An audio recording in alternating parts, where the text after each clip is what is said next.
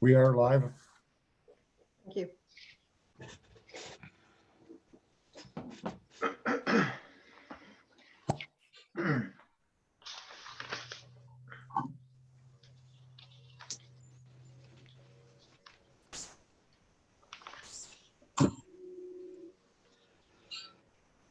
We are live. Thank you.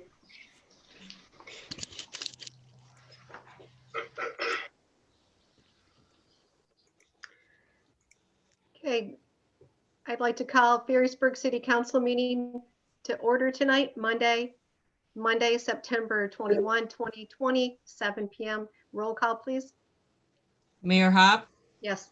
Councilmember DeWitt, Yes. Councilmember O'Donnell, Yes. Councilmember Carlson, Yes. Councilmember Blease, Yes. Councilmember Montgomery, Yes. Councilmember Sias. Yes. Pursuant to Executive Order 2020-154, Ferrisburg City Council will conduct its business via Zoom to mitigate the spread of COVID-19. Members of the public are welcome and encouraged to participate in this meeting. Members of the public are not required to register or otherwise provide information to attend. Please utilize the mute function on your phone while on the conference call. When appropriate, Mayor Hop will run the virtual meeting like a regular meeting. There will be opportunities at the beginning and end of the meeting for public comments. At this time, I'd like to do a moment of silence, remembering all of those that have been affected by COVID-19 and the challenges that people are facing during these uncertain times.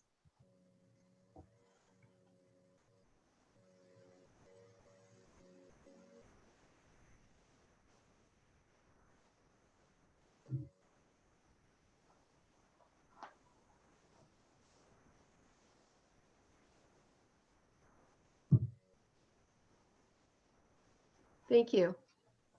At this time on the agenda is the time for the Pledge of Allegiance. Please repeat the Pledge of Allegiance following with me. I pledge allegiance to the flag of the United States of America, to the and to the republic for which it for stands, which it stands, one nation, nation, under God, Under God. indivisible, with liberty and liberty and justice for all. Justice for all. Thank you. At this time on the agenda is public comments. This time on the agenda is for any citizens to direct brief comments or questions to City Council. Time for public comments will be given when an agenda item is discussed. If you have a comment or question, please raise your hand to be recognized by the mayor. After being recognized by the mayor, please stand to give your name and address for the record. Proceed with your comment or question. Please limit your comments to 3 minutes. I notice there's a couple of people on attendees. Do any of the attendees wish to address council at this time? Okay. Seeing no hands, we'll move on to agenda item 6. Consideration approval of consent agenda. A, approve the August 17, 2020 City Council meeting minutes as printed. I'll make a motion. Support. Motion support. Roll call, please. Councilmember Sias, Yay. Councilmember Carlson, Yes. Councilmember Blease, Yes. Councilmember Montgomery, Yes. Councilmember O'Donnell, Yes. Councilmember DeWitt, Yes. Mayor Hop, Yes, motion passed. thank you. Moving down to item 7, new business. A, discussion, take action if appropriate to approve a recommendation for the Recreation Commission to accept a proposal from PM Blau Inc. for $2,900 to prepare a site plan for City Hall.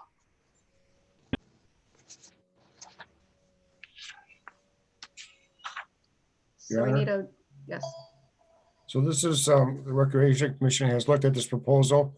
Currently, they're working on a site plan for the Fire Barn Park. The thought was we wanted to talk about what we can do with this property here at City Hall to complement the park at Fire Barn. And so we got a proposal from Pam Blau, and that was in your packet. It's the same price for the proposal that it was for the Fire Barn Park. okay. Any other comments or questions from council? Your Honor, Craig, what does these improvements entitle? Exactly what are they for? What are they gonna improve on? So they want to put together a plan, a land plan for the city hall, whether they can accommodate more ball fields, a different kind of ball field besides the baseball field out here, soccer field perhaps. So, Okay. Your so Honor. this, Your Honor, Councilmember Montgomery was speaking. Do you I'm want to sorry. finish? yeah, so this is, like Craig said, just like we did in Fire Barn Park. So it gives us a plan of kind of like action items we can knock off one at a time. A lot of those being in line with some of the council's goals, such as ADA compliance and things like that. Yes. We just thought it kind of worked out good since we were already redoing part of City Hall, that we include that in the scope. At least that way we have a plan for that entire site going forward. Definitely. Okay. Councilmember O'Donnell, you had a question? actually, I'd like to make a proposal at this time. I'd like to make a recommendation from the Recreation Commission to accept the proposal from PM Blau Inc. for $2,900 to prepare the site plan at City Hall. And I'll second that. Okay. And any further discussion regarding this? Yeah, I have a quick question for Craig. No, we're not thinking of removing the city garden as part of that? That's correct. Community garden would stay. Okay, thank you. And we've done, Ms. Blau has done work with the city in the past, and I believe the city has been comfortable with the results that she's provided. Yeah, she did a great job on Fire Barn Park. Okay. Good. Yes, Councilmember Sias? No, I, that's good. Sounds Okay. good. Roll call, please. Councilmember Carlson, Yes. Councilmember Blease, Yes. Councilmember Montgomery, Yes. Councilmember O'Donnell, Yes, Councilmember DeWitt, Yes, Councilmember Sias, Yes. Mayor Hop, Yes, motion passed. thank you. Moving down to 7B, discussion take action if appropriate to approve a quote from blank in the amount of blank for Spar Street and Lavinia Street water main improvements. Your Honor, Yes. I'll start the discussion on this. These are a couple projects that has been in the city's water reliability study for a number of years to loop Spar Street to Lavinia Street and Peppermill to Jordan Lane. These projects were included in the current budget. We've got some bids and proposals to put together. In your packet is the bid results for Spar and Lavinia Street. It's an estimated budget of $325,000. We're working on getting a couple easements from property owners, so that would be another cost, probably about $4,500. So the total cost of this project probably be about $330,000, and in the budget was $300,000 for this project. For the Peppermill Drive and Jordan Lane, the estimated budget is about $115,000. There would be a cost to get the easement going across the property on Jordan Lane. We did get that easement, and that was $2,000. So estimated cost is about $117,000. In the budget, we included $90,000. And there are tree clearing on the Peppermill Drive and Jordan Lane. This was that property that was, there was a 10-acre parcel between those two streets, Peppermill and Jordan Lane. And we worked with the person who purchased that property and asked for a 20-foot easement to put the sanitary sewer in and this water main to loop it. And the property owner was willing to do that for us at no cost. He has put the sanitary sewer in, or is putting the sanitary sewer in. So they had to clear some trees for the sanitary sewer, and we got the same company to give us a price for clearing trees for the water main. So we got it for $4,500, which we feel is pretty reasonable. Okay. We have city engineer Steve Groneboom on with us tonight, and he can answer any questions council may have. Welcome, Mr. Groteboom. Good evening. It's nice to join you all again. Can you see me or just hear my voice? Just your voice at this time? I want you to know I have my best Sunday suit on with a brand new tie right now. Great. Wait, it's good to be here. Craig did a good job summarizing everything. I believe we were talking about Spar and Lavinia is first Mhm. on the agenda. Is that correct? Yes. Okay, we took, I believe we received 5 bids last week, Thursday, to directional drill a piece of water main about 700 feet from the end of Lavinia under Smith's Bayou and then skirting along one property line off of Spar Street. It's about a 700-foot shot. And it's quite fascinating how they do it. If you're not near one of the bore pits on Lavinia or on Spar Street, you barely know they're there. Like Craig said, we did secure 2 easements, one from a property owner on Lavinia, one from a property owner on Spar Street. The bids ranged in price from a low bid of $249,052.79 up to the bid of $524.80. The low bid was submitted by West Michigan Dirt Works in the amount of $249,052.79. We would recommend that a contract be awarded to West Michigan Dirt Works in that amount. I can answer questions once it's on the floor. Mr. Groboom, in your information to us, you provided that you have been pleased with work that they have done in the past.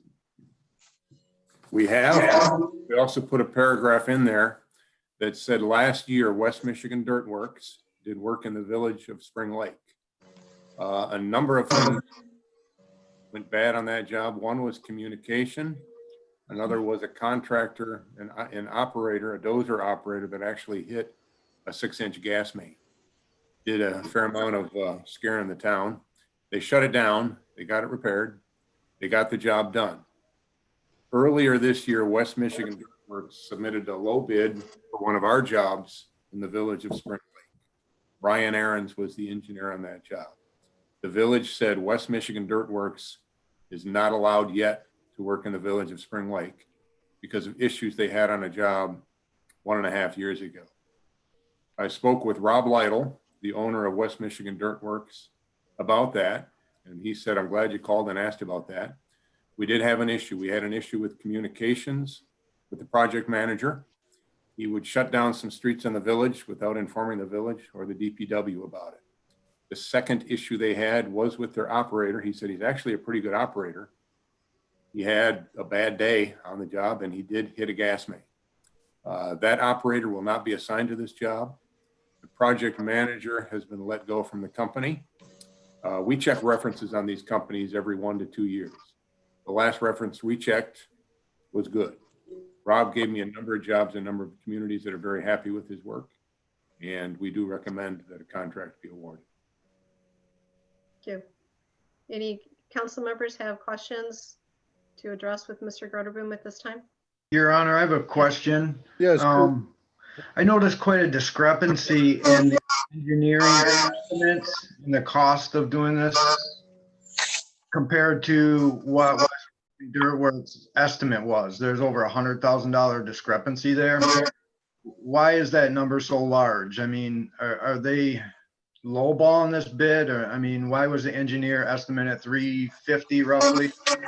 And their estimate comes in at $250.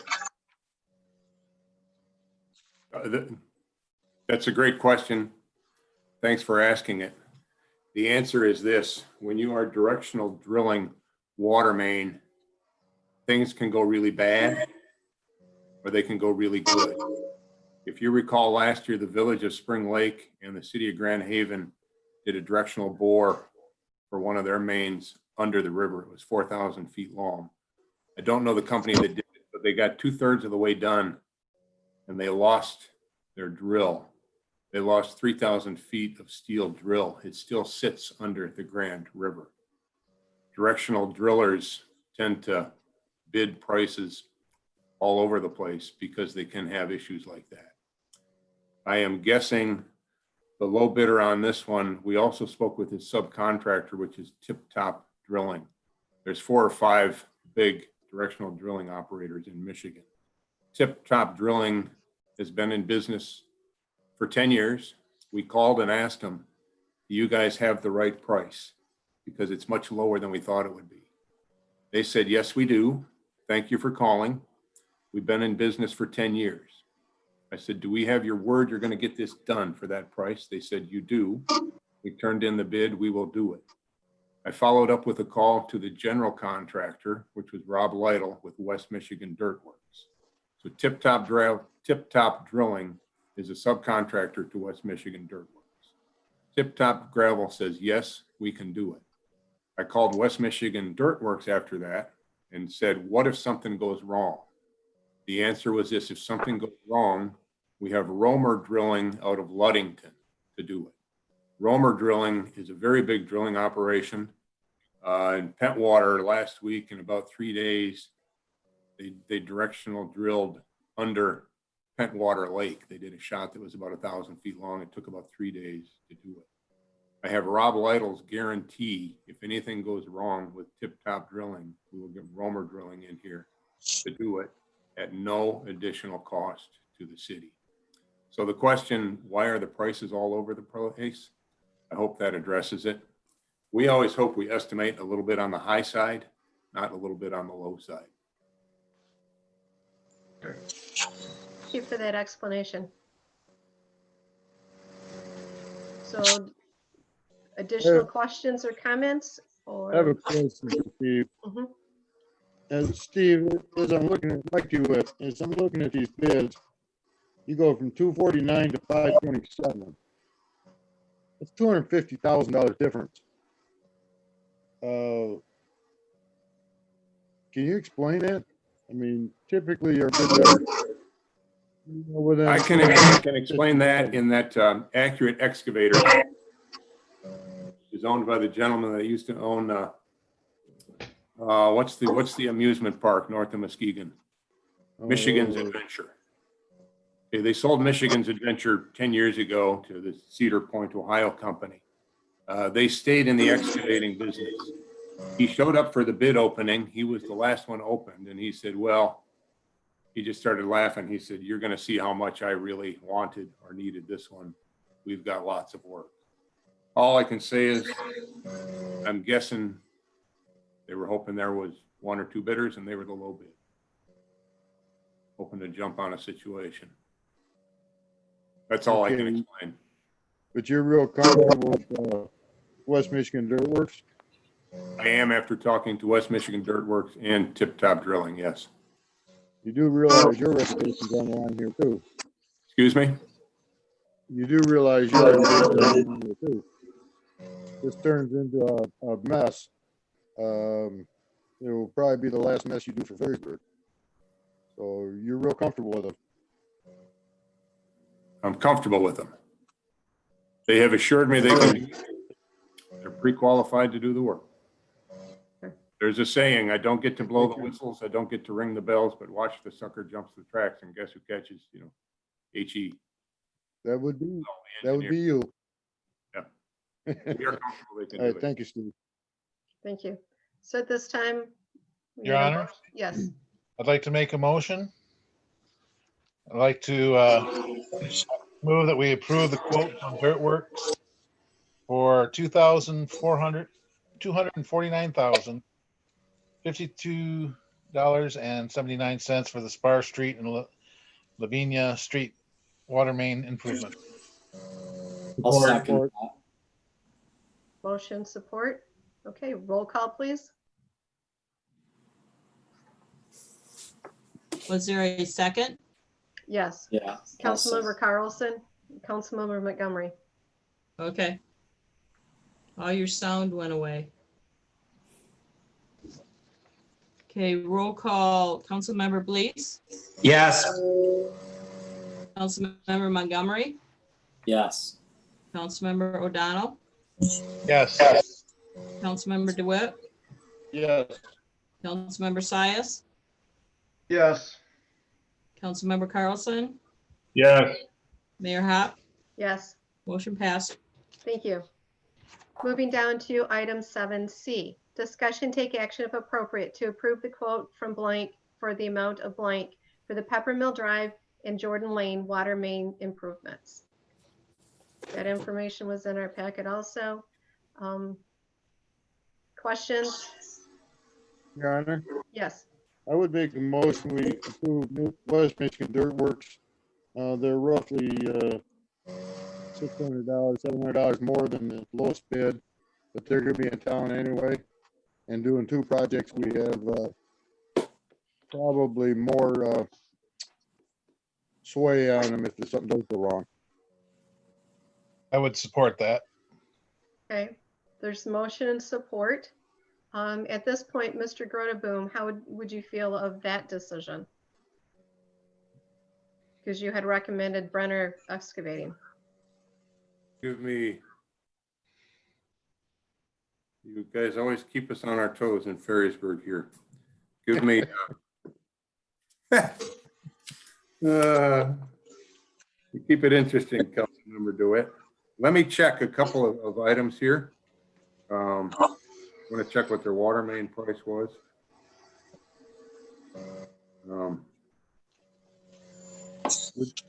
Would you like us to go on to the next, would you like us to go on to the next agenda item and get back? I mean, no, I mean, they can both do the work. I know Brenner Excavating is a very good company. I know they will do an excellent job.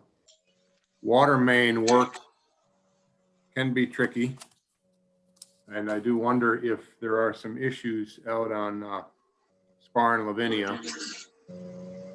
If it isn't best to break it up. But you guys are the owner. We simply recommend the lowest qualified contractor. That's Brenner Excavating. But you guys are the owner. You will do what you want. We can work with either one. Well, Steve, what my thought being is if they're doing both projects and something happens with one or the other, we can always withhold payment from both. You know what I'm saying? Yeah. Until I do know what you're saying, but I also know your city, does your city charter say the lowest responsible bidder? Yes. Right, Craig? Well, we have, Have some discretion though. Yeah.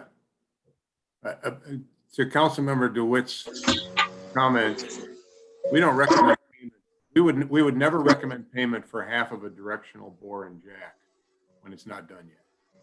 We would only recommend payment for that item if it were done, tested, and approved. So I'm open though. well, my thought being is, you know, if they get both projects, you know, we have more sway on them. Yep. And you're Steve, not talking that much money. Yes, Mr. Bezinger? Steve, do you know West Michigan Dirt Works schedule? Are they able to take an additional job like this? I know when we were doing the bid opening, Brenner said they were probably gonna have the job done within a week. Yeah, let me, can I make a quick phone call? I can call Rob Lytle very quickly here.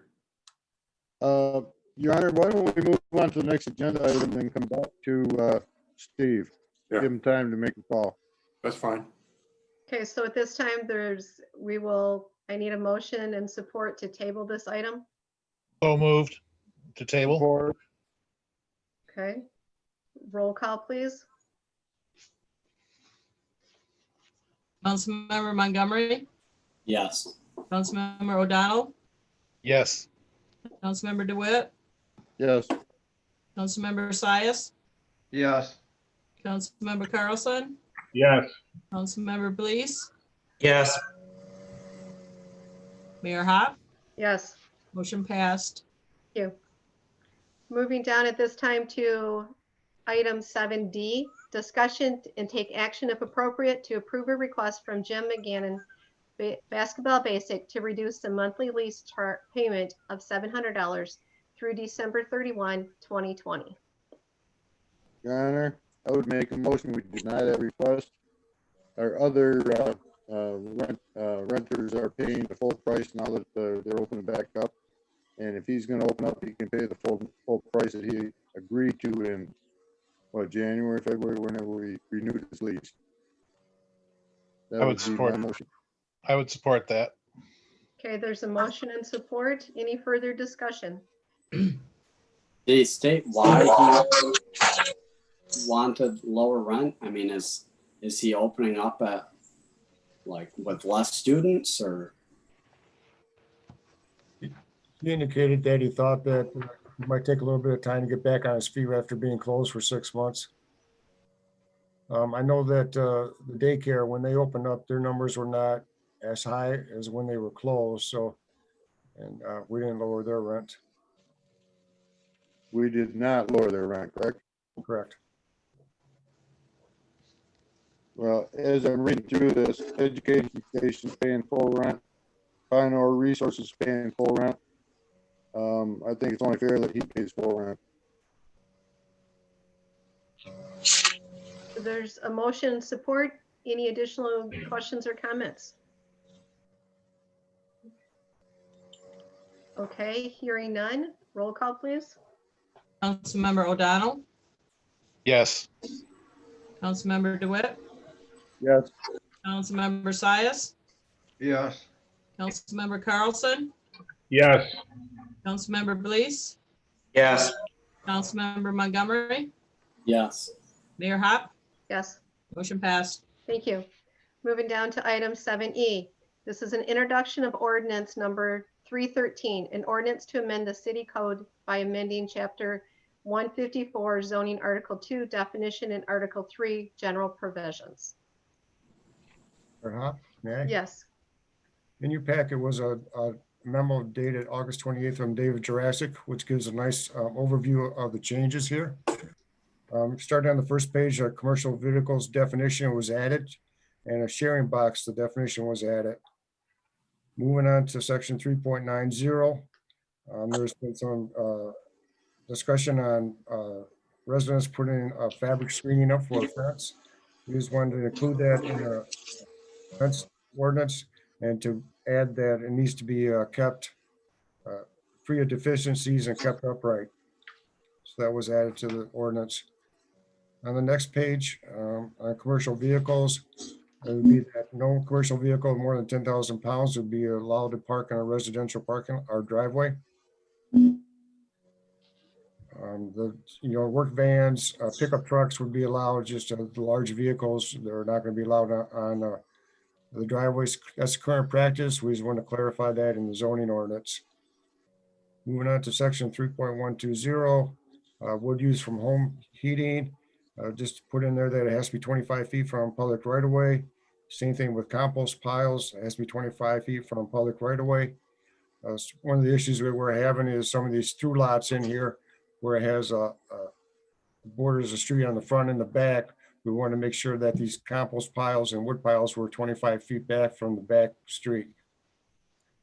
Section 3.130, the planning commission is discussing whether to allow accessory buildings on vacant parcels.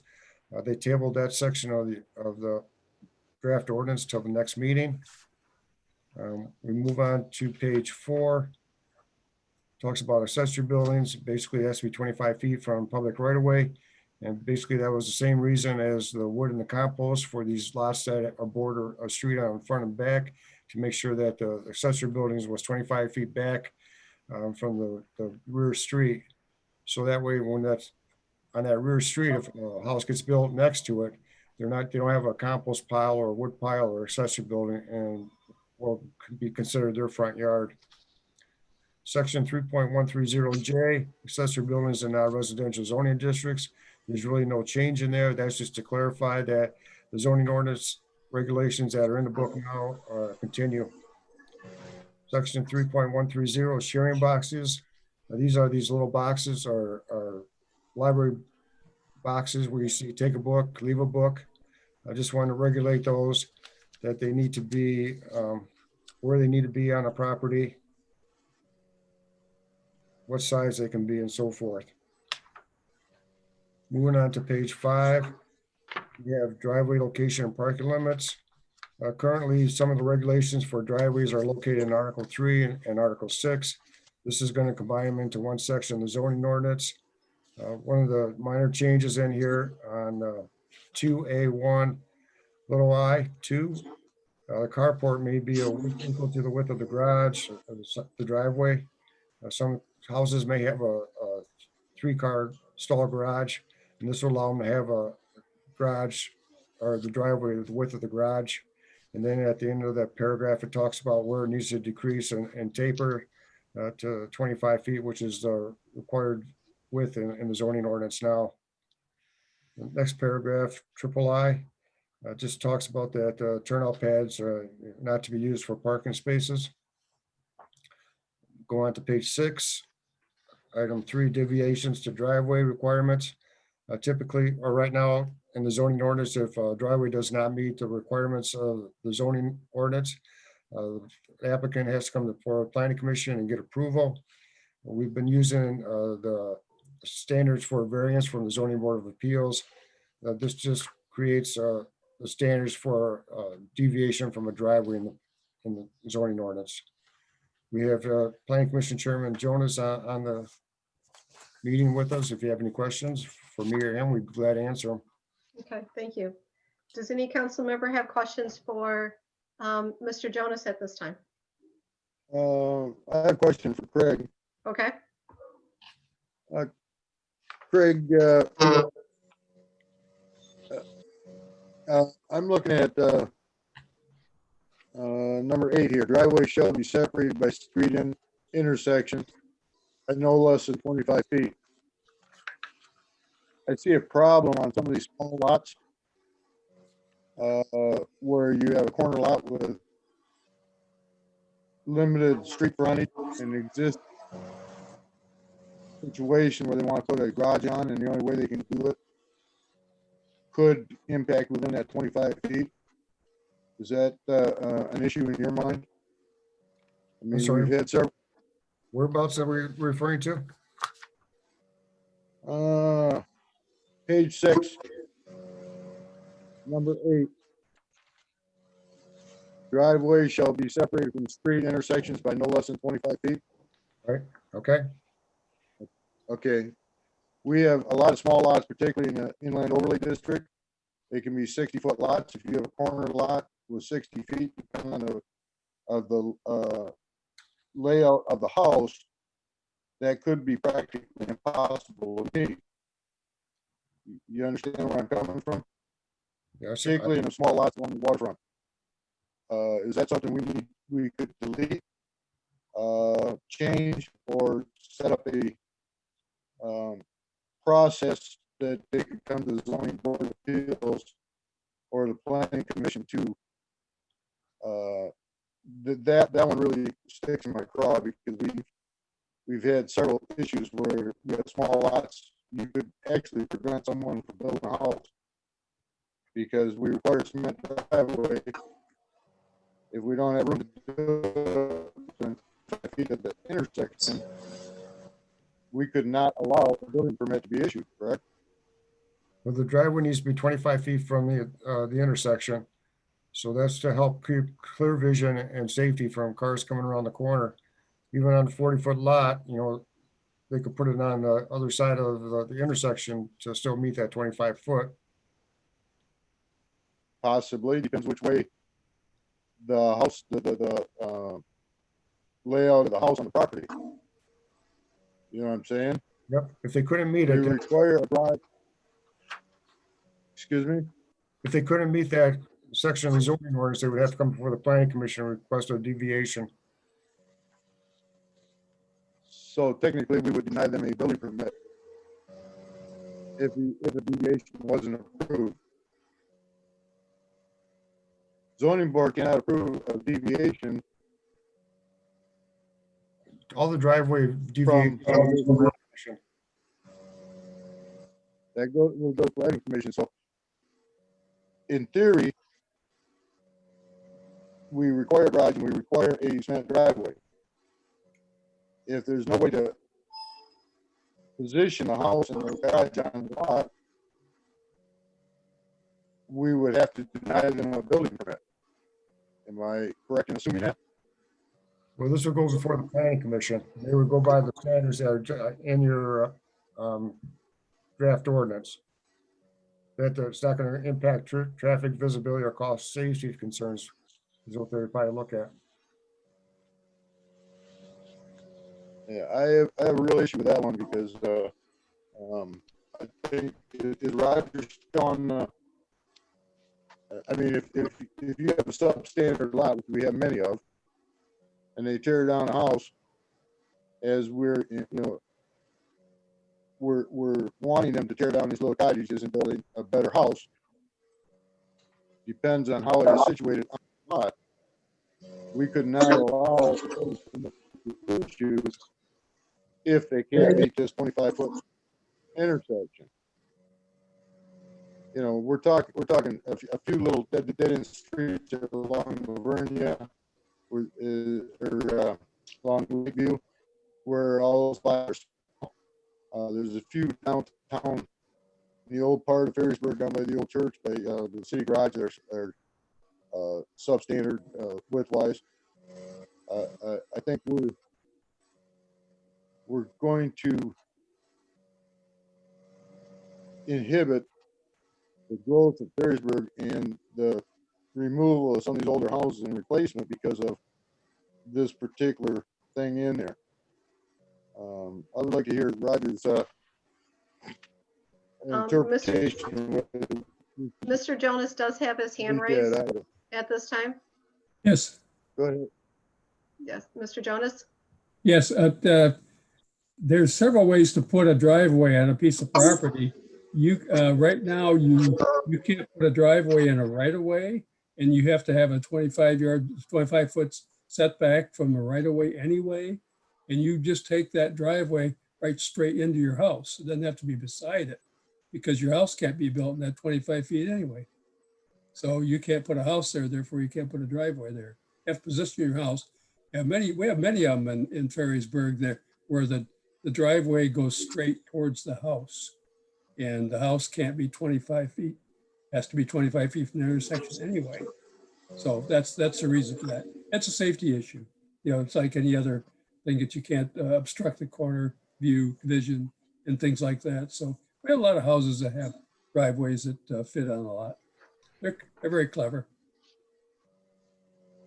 So what you're saying is you don't see it as an issue to inhibit growth? No, Okay, thank you. they could come before the planning commission. We take a look on a case-by-case basis. But generally, it shouldn't be an issue. Once in a while there is. Ferrisburg's very unique. And we always take that into account. Try to anyway. So Okay, thank you. there's a Robert. remedy if they can't do it. Thank you, Mr. Jonas, for that explanation. Councilmember DeWitt, were you satisfied with that information? I'm satisfied. Okay. Are there any other questions, comments before we move on? Okay, that was just an introduction. So now we'll move down to, I see Mr. Groteboom is back on. He's muted at this time. I'm wondering if he has information that we can untable 7C. I'm back, yes. Okay, I have information. The information is this. I spoke with Rob Lytle. He was surprised. He said, oh, goodness gracious, yes, we can do them both. You betcha we can get them done by the deadlines. That being said, I'm a little nervous when I look at his bid. He had turned in a bid of $14,383 for turf establishment. The other firms had bid from 2,000. I guess there's another one at 14,000.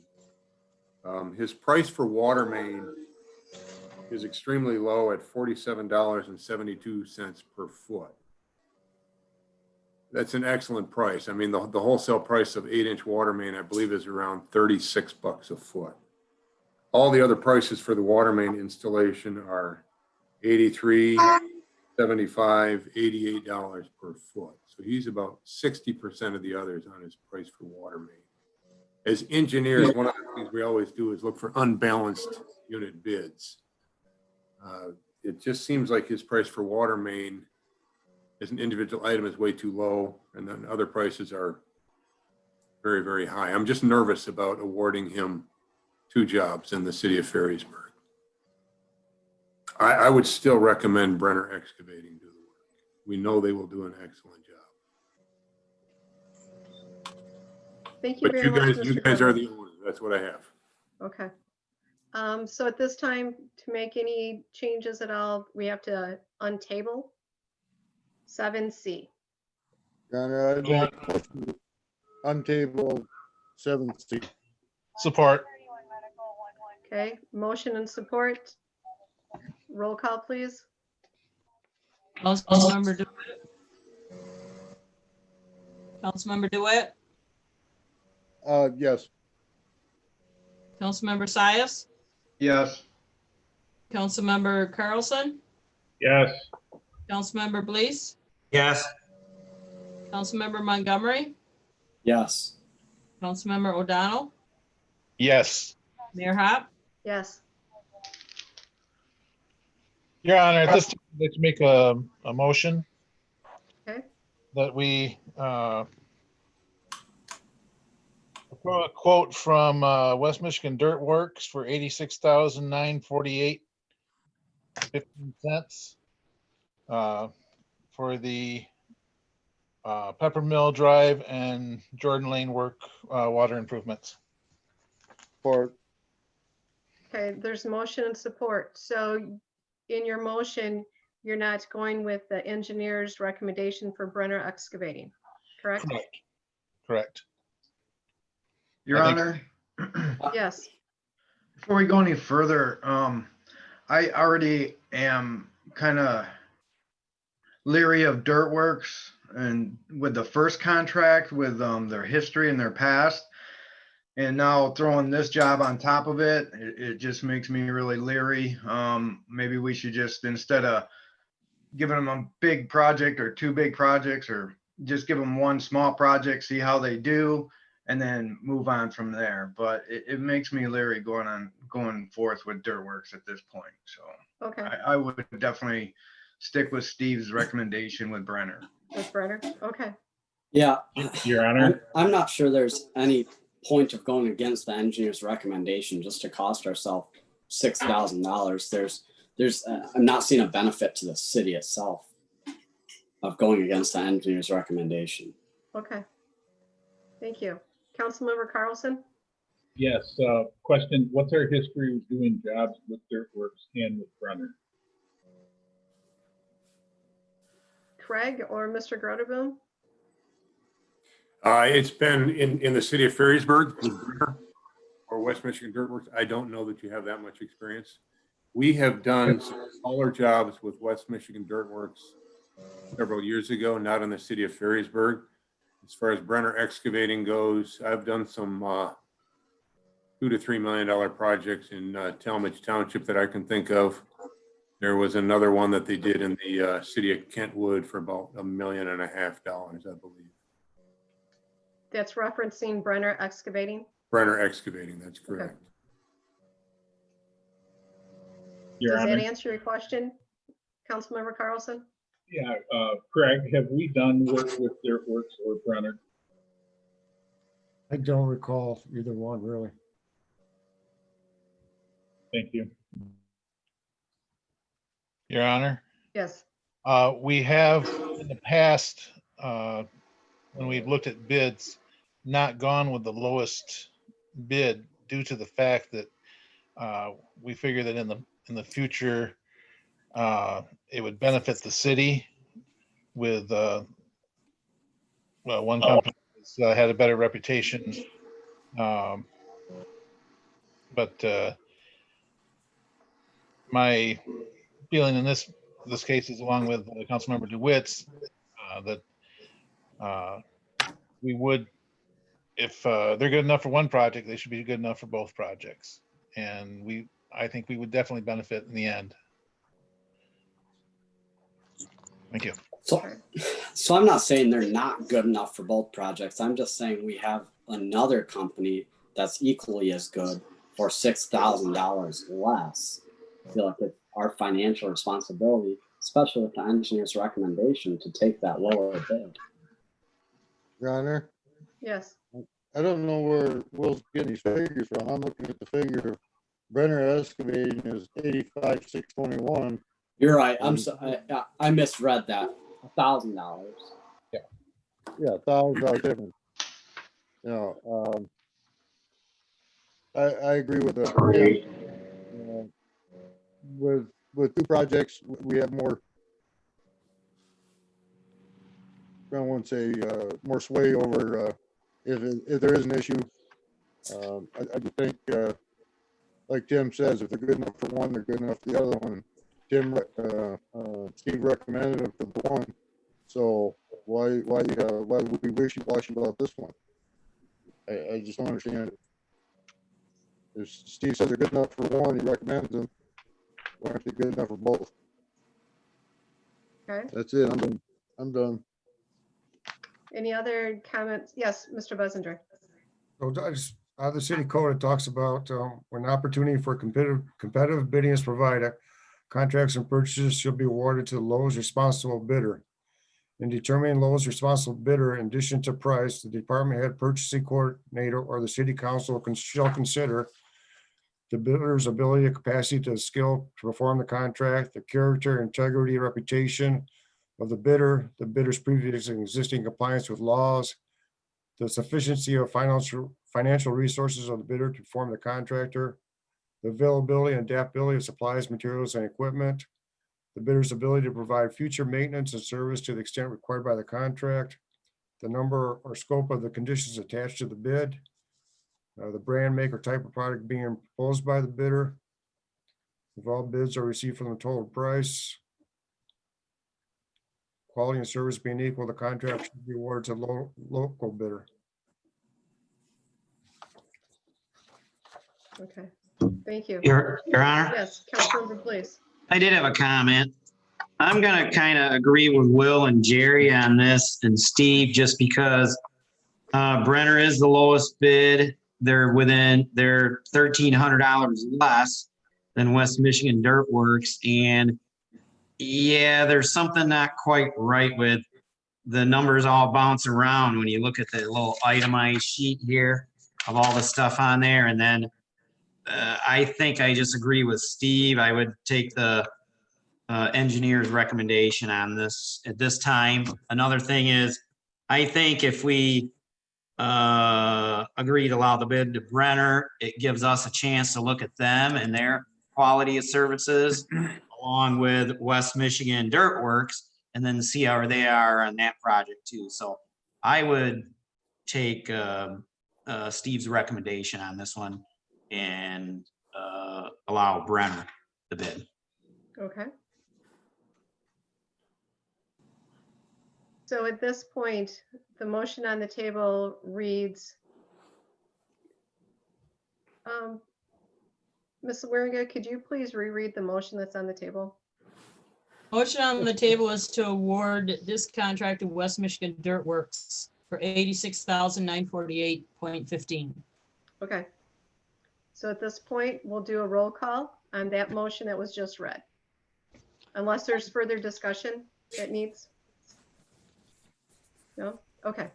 So roll call, please. Councilmember Sias, Nay. Councilmember Carlson,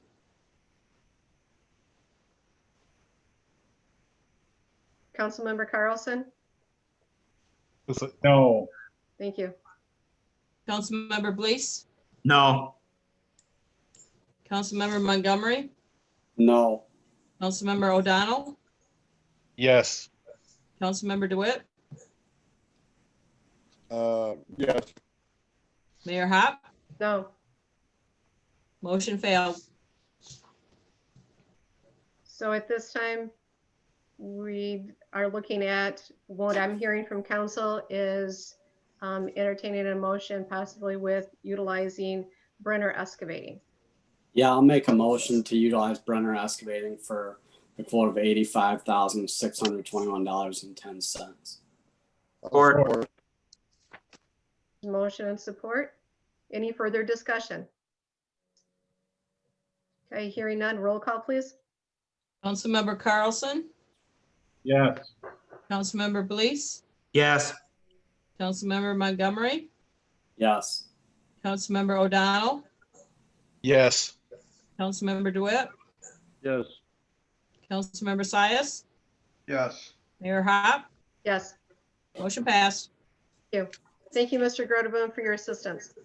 Thank you. You keep us sharp. Appreciate that. Have a nice evening. Thanks, You Steve. also. Thank you. Thanks, Chief. Moving down to 7G, work session regarding rentals.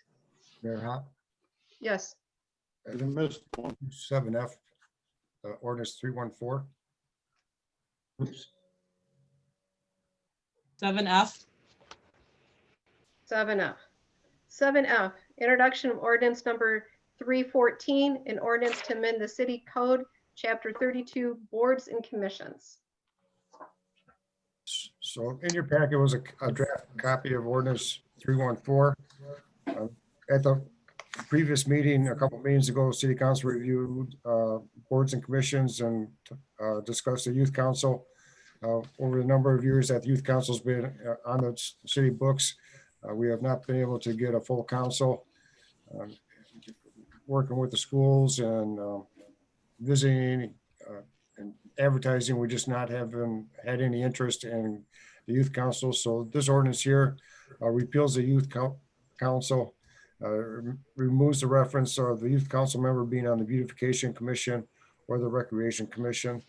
Also, this draft ordinance reduces the number of beautification members from 8 to 7 and reduces the number of alternate members on beautification commission from 2 to 1. Any further discussion from council? This was only an introduction of the ordinance. Your Honor, I did not get a copy of that in my packet. I don't have that either. It was emailed out to council after packets were delivered. I didn't read it, and I'm reluctant to move forward on something I haven't read. Okay, this was just an introduction. Can we table till next meeting? I want to read it for, It'll be on a vote of the next agenda. okay, make sure it's in our packet so we can read it. Mhm. 'Cause I understood we were gonna eliminate the youth council, but the other things I wasn't sure about. Sure. You read aloud a whole bunch of things that were not discussed as far as I can remember. We'll get you a copy. Thank you. Okay, thank you. Right now I see Mr. Jonas has his hand up. Mr. Jonas, do you want to unmute? Okay, on the website, the listings that lists ordinance number 312 and the agenda says 314. Want to clarify that? Yep. Thank you. Thank you. Okay. With that being said, we'll move down to item 7G, work session regarding rentals. That information was in our packet to go back and review the short-term rentals. Craig, could you provide, I know you had your information added into here. So currently the short-term rental is not allowed in the city. Anything less than 7 days is not permitted. Anything over 7 days to 27 days is considered a short-term rental. They basically have to follow the same regulations as a long-term rental, with the exception that they have to have a phone hardwired in the house. We've getting some comments that landlords are advertising on these websites for less than 7 days, which is against the ordinance. In your packet was a opinion from City Attorney Brooke Bissonnette that says even though they do advertise, as he does not believe that it's a violation of the ordinance. Okay. Did everybody have an opportunity to review the information that was provided to you regarding this? Your Honor, if I might. We worked on this with the planning commission for close to a year and a half before we passed this. What I think we should do is send all short-term rental owners a copy of the ordinance and say that if they're in violation, that there's a possibility they could lose their rental permit.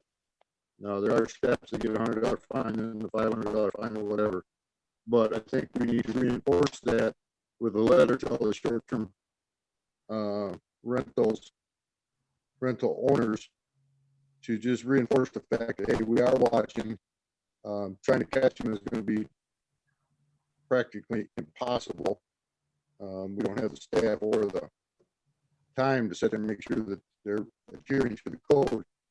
But I think we should just reinforce to them that this is in fact the ordinance in Perrysburg, and we are watching Airbnb, and we did notice several, not just one or two, but several places are renting at a rate of 3 to 5 days instead of the required 7. Some are even renting overnight according to Airbnb. I just think we should just send them a letter and reinforce their knowledge of the ordinance as it's written. That's, I've had several complaints on this, and that's why I brought it before the council. Any other council member? Yes, Your Honor. Councilmember O'Donnell.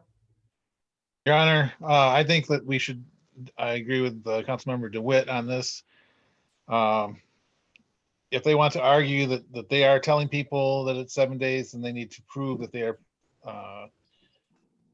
remove any doubt on that matter. It sounds like this might be a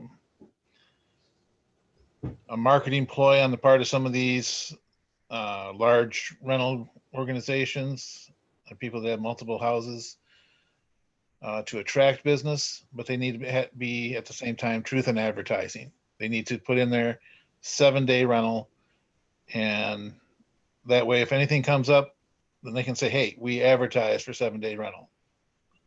But as it looks like, we can go back and say, you're advertising for less, you're violating the ordinance. So maybe we need Except to, the lawyer's saying he's not violating the ordinance. well, yeah, you can say that, but if I was doing the rentals and I wanted to have good solid proof, I'm going to say, hey, I'm advertising 7 days. I'm not telling people, hey, 2 or 3 days, get you in here and say, well, no, it has to be 7. It just removes any doubt into, as far as in my mind, that they're complying with the ordinance. Okay, Your Honor, yeah, Your Honor, may, just a moment. I believe Councilmember Carlson wanted to speak. So before we Yes. go back to Mr. DeWitt. go ahead. Thank you, Your Honor. I'm certainly sensitive to the homeowners or landowners' plea about the fact that if they don't list it for rental for less than 7 days, that it doesn't show up on many searches. But just because they're listing it for less than 7 days doesn't mean they're renting it for 7 days or less.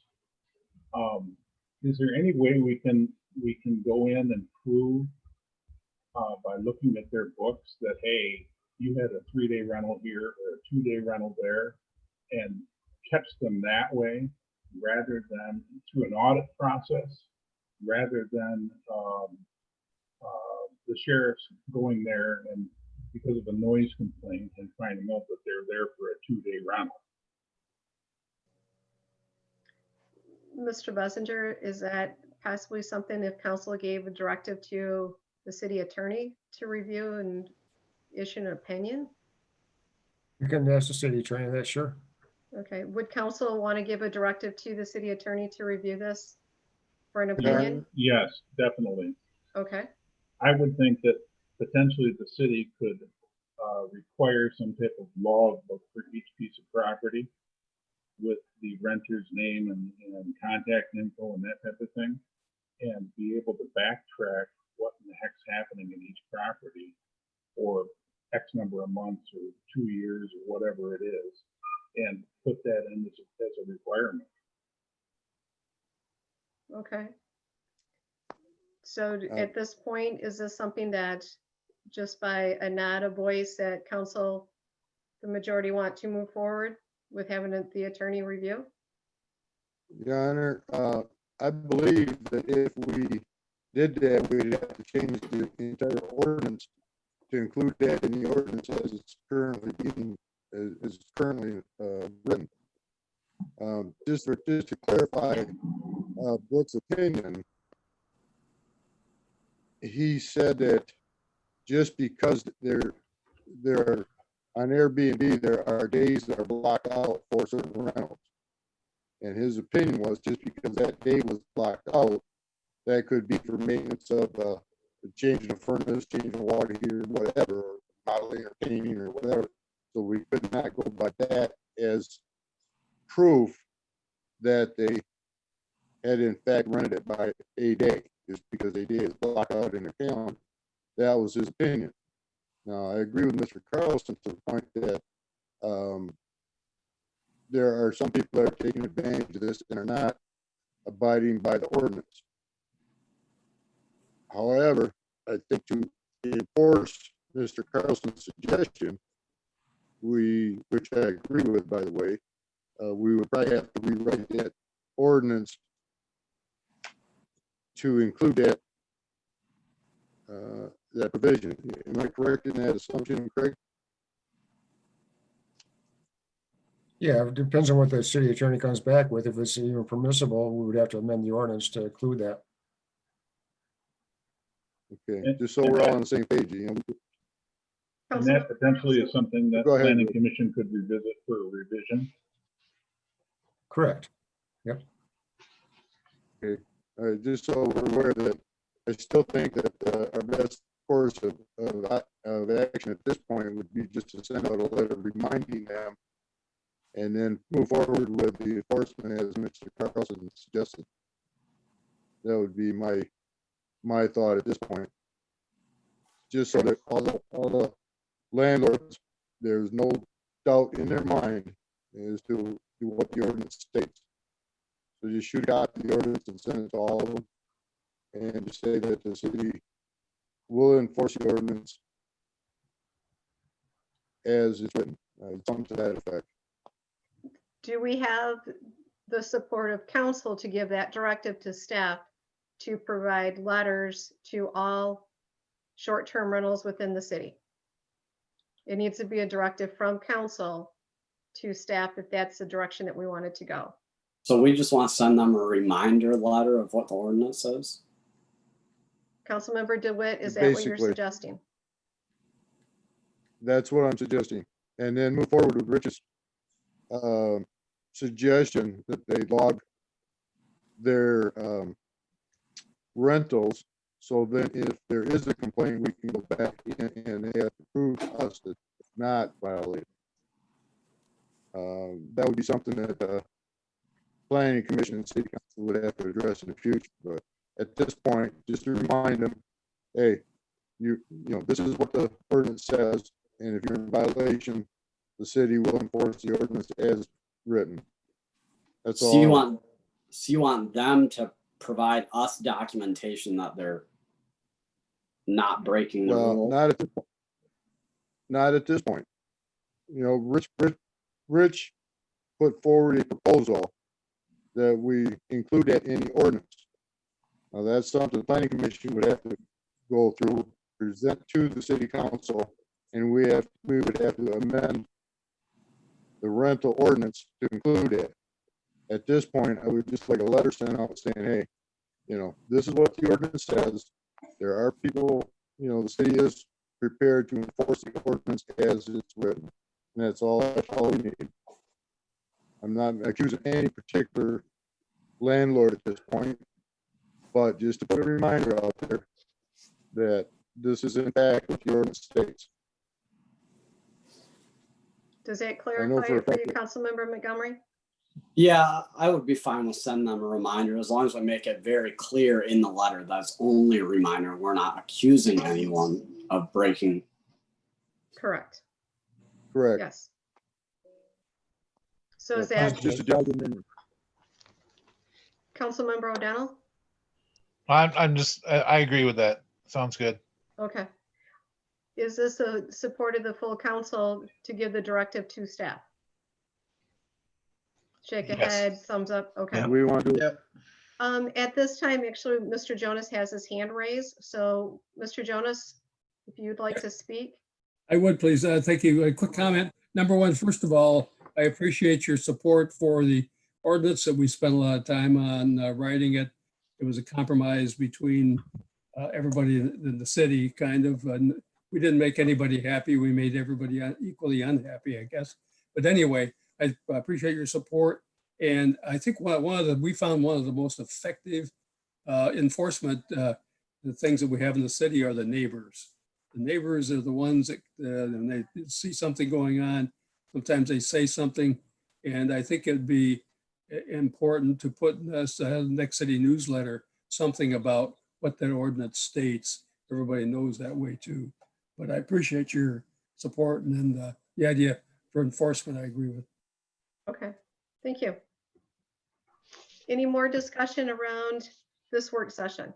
Do we want to take a roll call vote? Or is everybody I good with don't, it?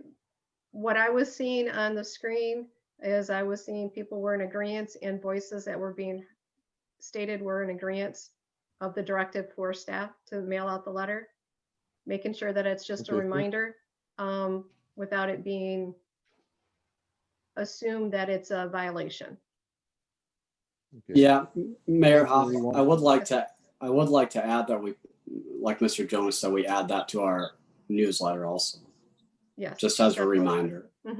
Perfect. Sometimes people don't understand things the first time, and when you see it a second time, then it's just a really nice reminder. Okay. We'll move down to agenda item 8, public comments. Are there any public comments out of the attendees? Marissa was having trouble with her raised hand feature, but she reached out on Facebook to say that she'd like to share. Okay, so Marissa, do you want to unmute yourself and speak?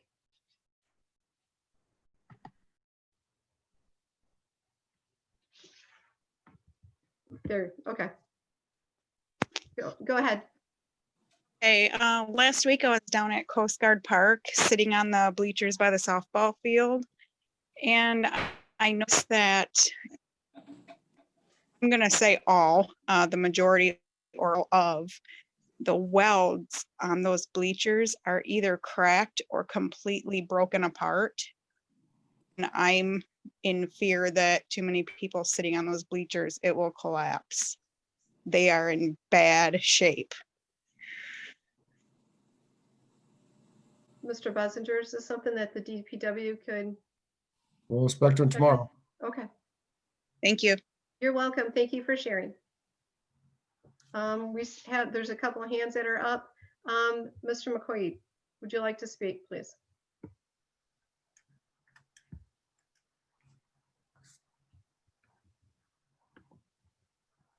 You can just unmute yourself. There you Can go. you hear me now? Yes, thank you. Hi there. Yeah, just going back to the rentals real quick.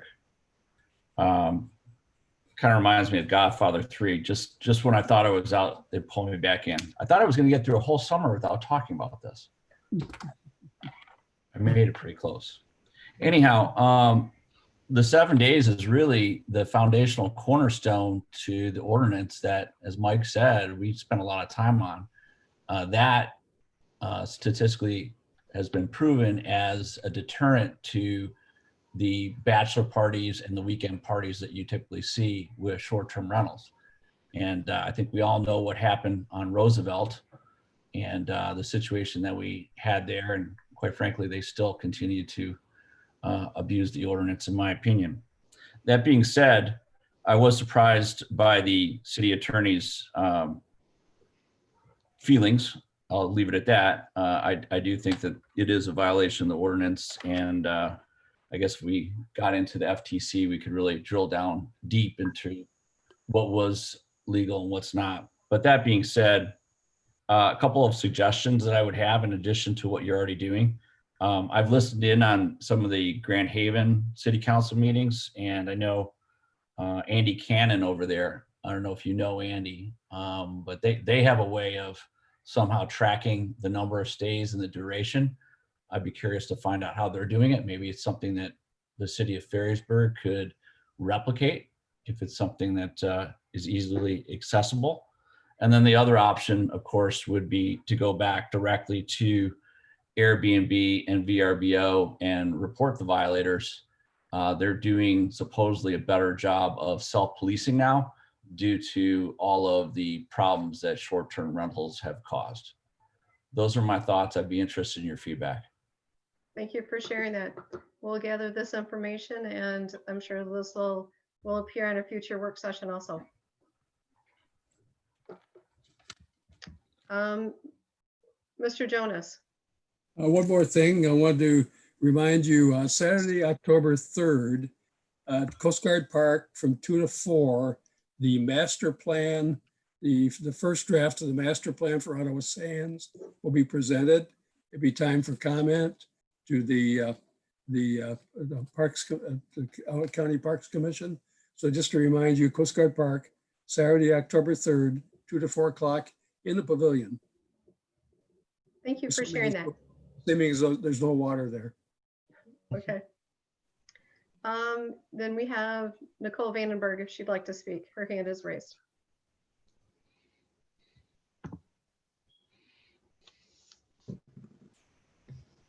Nicole?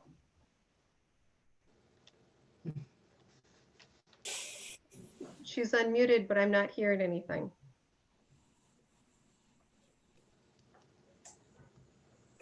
Nicole, did you want to speak? Nope, now she's muted.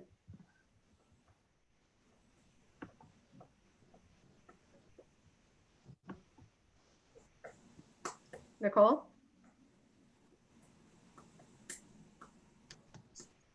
Okay, Nicole, if you have the opportunity to speak, feel free to join in. At this time, we'll move down to reports. City manager, No report. thank you. Move down to council members. Council member DeWitt. Yeah, I just a thought, Craig, if you could you figure out, as Mr. McQuaid suggested, what City of Grand Haven does to tractor rentals? Maybe that's something we could incorporate. The other thing is we do have a new transportation director at Harbor Transit. Things are moving along. We have separated from the City of Grand Haven totally as far as the financials and personnel and all that. And the report. Thank you. Mayor Pro Tem O'Donnell. I'd like to publicly thank Deputy DeSoto. He has taken another position with the Sheriff's Department, so he will be leaving the city of Ferrysburg. He's been an excellent asset to this city, and in fact, one of his final acts is he caught some people spraying some graffiti on one of our bridges. Caught him in the act, got him taken care of for us, and I personally will miss him. He's, like I said, been a great asset to the city. The other thing is, next week I will be, or in 2 weeks I will be, or is it next week? Anyways, end of this month, I will be attending through virtual meeting the convention with MML. And hopefully, looks like from their agenda, there's a lot of good information that's going to be garnered from that. End of report. Thank you. Councilmember Blaze. Last week, I attended by Zoom the MPO transportation meeting. So I got a little update on that we went through. So end of report. Thank you. Councilmember Montgomery. We have not had a rec commission meeting since last board meeting. However, we look forward to seeing what the firm comes up with for our city hall plan. And hopefully it's as great as the ideas were for the Ferrysburg Fire Barn Park. But other than that, no further report. We'll look forward to seeing that. Councilmember Sias. Against them, sorry, excuse me. Again, the Monster Bash is canceled through the beautification committee. And also the beautification committee is trying to rename itself and come up with some new ideas, names. And I would look forward to hearing any public comments as far as if they have any good ideas of a new name for the beautification committee, or any council members have a good name. Maybe turn them into Craig and let me know, and the beautification committee know. So that's it. No, that's the end of my report. Okay, thank you. Councilmember Carlson.